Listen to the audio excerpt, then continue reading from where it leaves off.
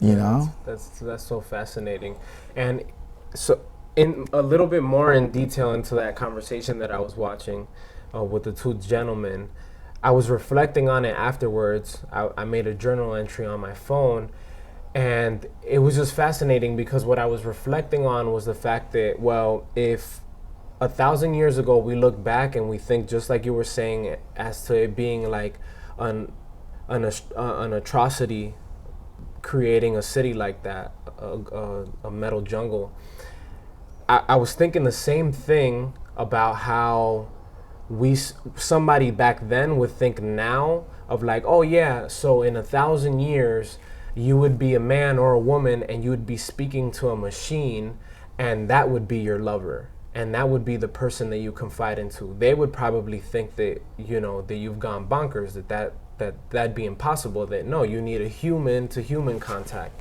And so, but I was reflecting on the fact that if we've come this far and we are at that precipice now where those lines are blurring, then what is to say that in 1,000 years from now, then I couldn't tell you what that disconnect would be, but there would be another disconnect between the human and the artificial interaction.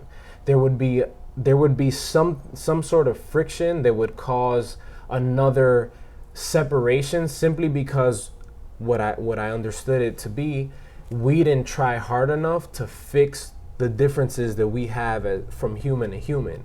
If I'm a human, instead of trying to look and confide into an AI or a machine, if I just settle my differences between you and I as a human, then I don't have to go down that road of, oh, but I'm uncomfortable approaching a woman, or I'm uncomfortable approaching a man, or we don't understand each other, we don't see eye to eye, and things like that.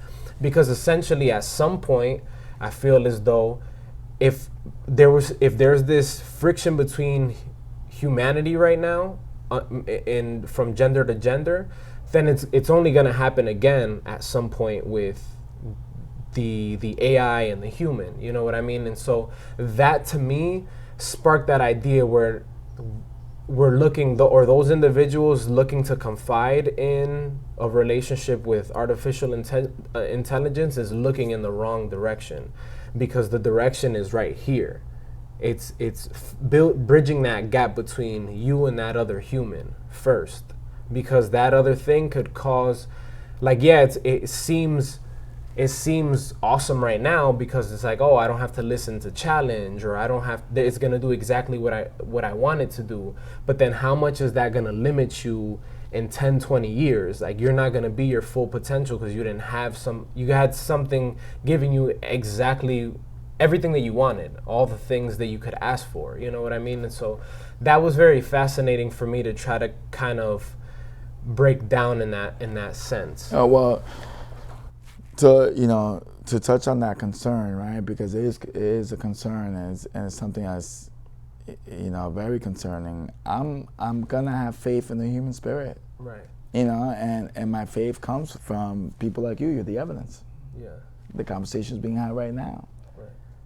And even if you think about someone like him, and you think about the impressions in his life and what he understands about social, and emotional understanding and whatnot, someone of that perspective, they themselves have never really dove in socially, but the evidence that human resonance, because that's really what happens between human to human engagement, is that resonance. Right. And the vibration, it's always going to exist.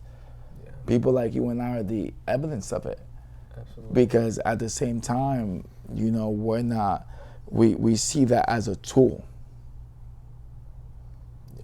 Unfortunately, there are going to be people that are going to, see that as an, all right, this is what I'm going to apply my life to, and this is how I'm going to adapt to life. But people like us will never do that.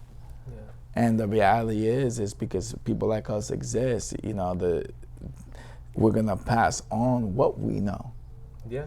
And that's going to be the transmission of it all. This podcast itself, it's born from that understanding that we're passing information on. Yeah. And that's what it's about.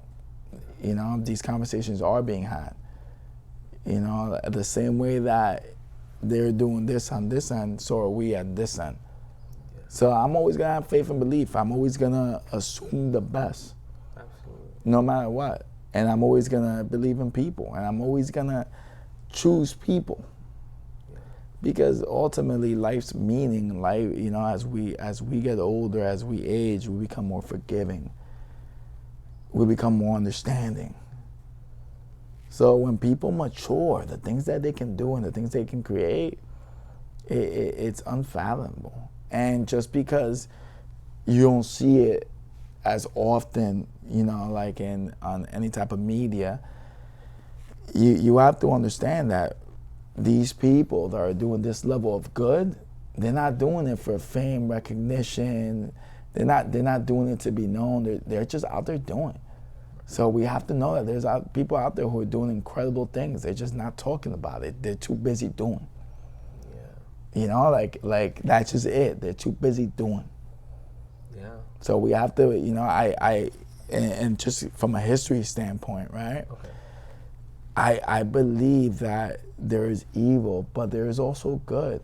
And I just believe that good is stronger.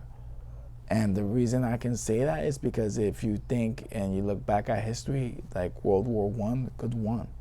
World War II, good won. Anytime that there's been any type of tyranny in this world, it's been overthrown.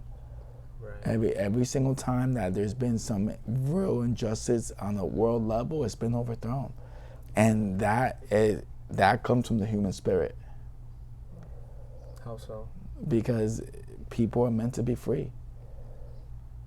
You might on earth get away with it for so long, but it's only for so long. Eventually, people's hearts are going to resonate, and they're going to find a way. Yeah. And they always do. Yeah. Because if that was, and I'm just talking about from what I've seen in history, anything that's ever been tyrannical, anything that's ever been, absolute, it's never withstood time. Never. Yeah. So why would I think, looking back at history and looking back at all the empires of the past and how things have evolved, why would I think that the human spirit isn't going to prevail? Why would I think that good isn't going to prevail? And do bad things happen? Yeah. Do horrendous crimes happen all the time? Yeah. But we got to focus on the good we can do. We got to just do our part of doing good.